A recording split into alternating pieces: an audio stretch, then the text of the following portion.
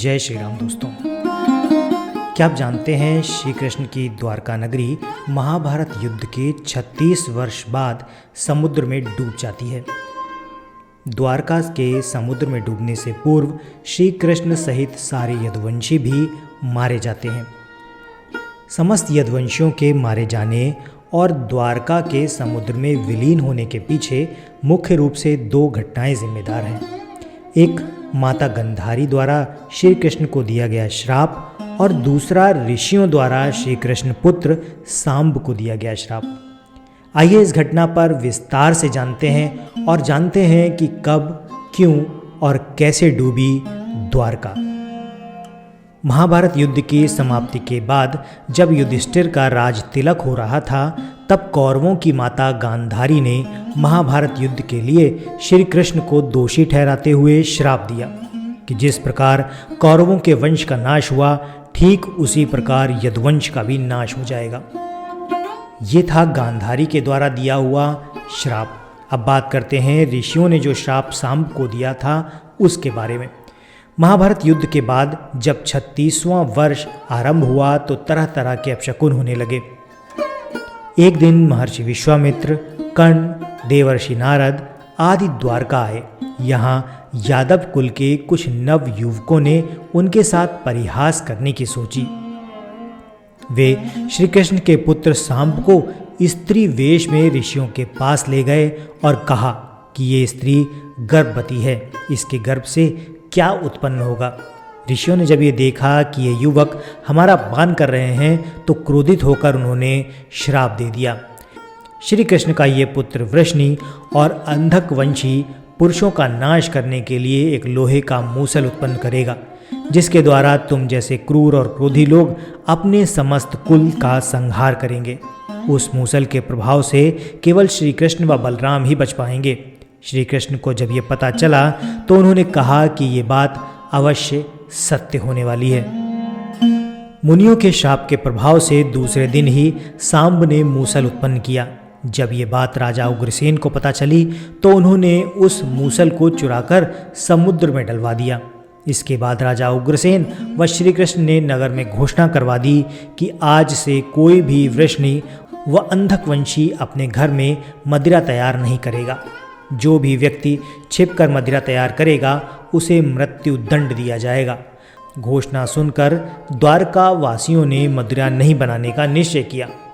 इसके बाद द्वारका में भयंकर अपशकुन होने लगे। प्रतिदिन आंधी चलने लगी। चूहे इतने बढ़ गए कि मार्गों पर मनुष्यों से ज़्यादा चूहे दिखाई देते थे।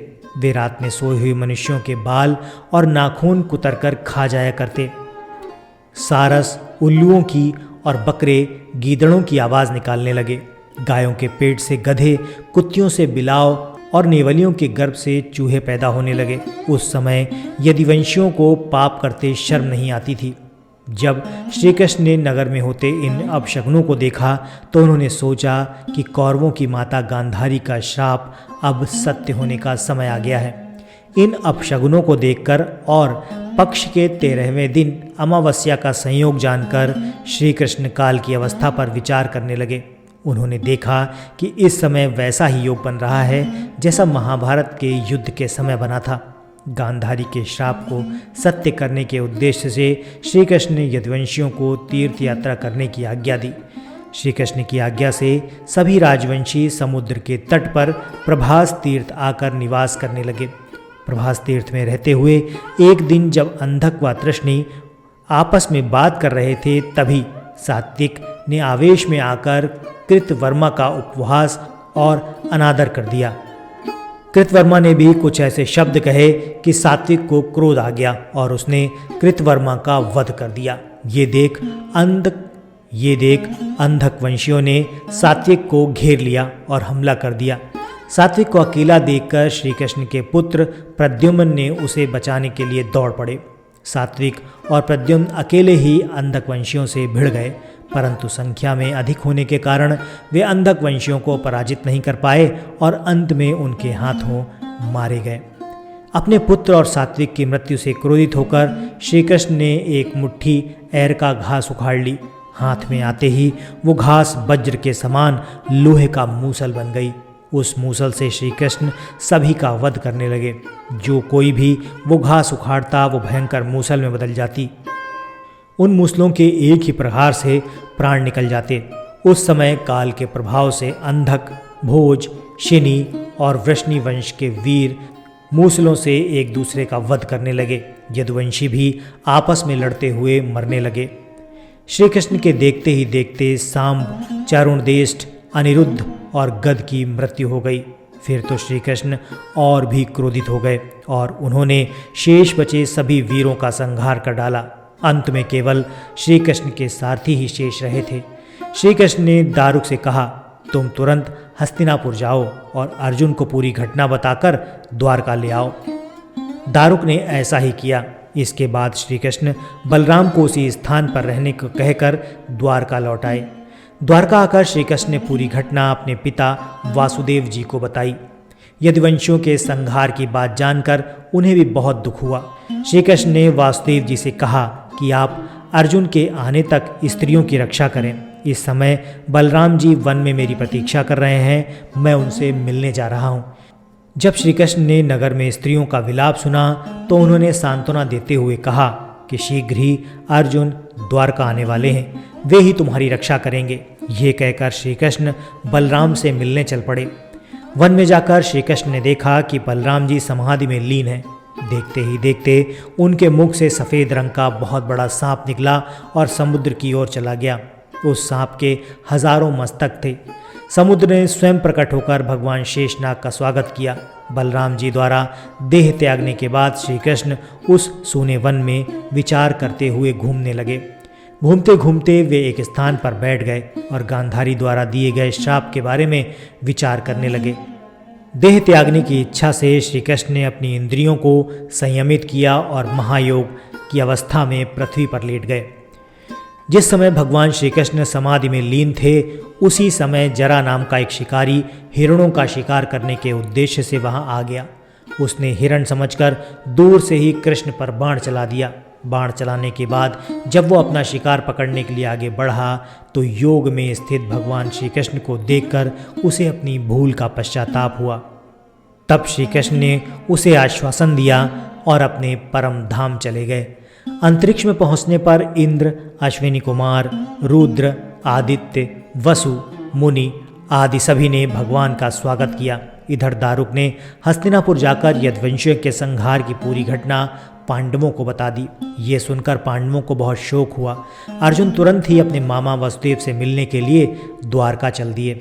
अर्जुन जब द्वारका पहुँचे तो वहाँ का दृश्य देखकर उन्हें बहुत शोक हुआ। श्री कृष्ण की रानियाँ उन्हें देखकर रोने लगी। उन्हें रोता देखकर अर्जुन भी रोने लगे और श्री कृष्ण को याद करने लगे। इसके बाद अर्जुन वसुदेव जी से मिले। अर्जुन को देखकर वसुदेव जी बिलक बिलक कर रोने लगे। वसुदेव जी ने अर्जुन को श्री कृष्ण का संदेश सुनाते हुए कहा कि द्वारका शीघ्र ही समुद्र में डूबने वाली है, अतः तुम सभी नागरिक वासियों को अपने साथ ले जाओ। वसुदेव जी की बात सुनकर अर्जुन ने दारुक से सभी मंत्रियों को बुलाने के लिए कहा।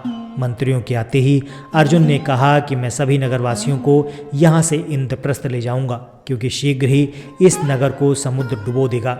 अर्जुन ने मंत्रियों से कहा कि आज से 7वें दिन सभी लोग इंद्रप्रस्थ के लिए प्रस्थान करेंगे, इसीलिए आप शीघ्र ही इसके लिए तैयारियां शुरू कर दें।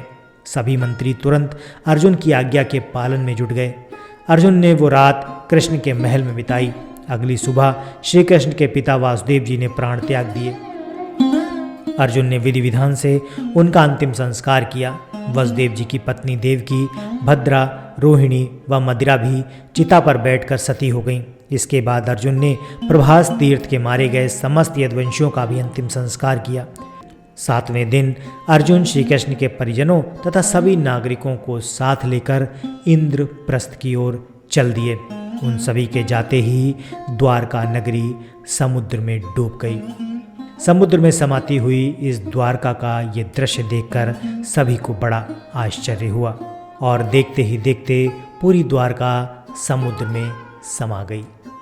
तो दोस्तों, यही थी द्वारका के डूबने की कहानी। आशा करता हूँ द्वारका के डूबने की ये रहस्य या ये जानकारी आपको ज़रूर पसंद आई होगी। वीडियो अच्छा लगा है तो इसे लाइक करके चैनल को सब्सक्राइब कर दीजिएगा। हम मिलते हैं आपसे अपने अगले वीडियो में ऐसी ही किसी रोचक कहानी या फिर लोक कथा के साथ। वीडियो देखने के लिए आपका बहुत बहुत धन्यवाद।